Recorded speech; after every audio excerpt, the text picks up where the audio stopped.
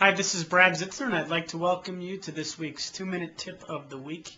And I wanted to talk today a little bit about financing. One of the things that's worked really well for us is to get into the private banking department of one of the major banks in our area. Most private banking departments require that you have $2 million in assets or $250,000 per year in income. And that is their guidelines, and that's what they'll tell you that you need in order to qualify. What I've found to be the case is not that you have those things, but rather that you know somebody else who's in the private banking department.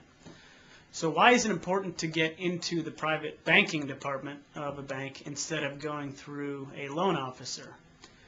The reason why it's important is that if you can get into the private banking department, you will be able to have access to loans that don't exist for most clients.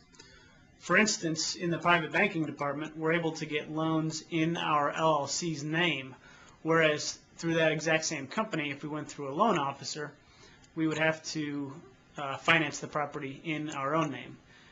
And secondly, they can customize loan products for your own needs.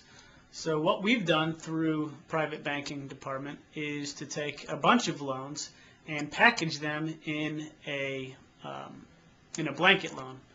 So we'll take between 4 and 6 properties and we'll put them all on the same loan. And the reason we want to do that is we avoid the closing costs of each loan. We pay closing costs once, and we don't have to pay it, and we can divide that across 5 properties.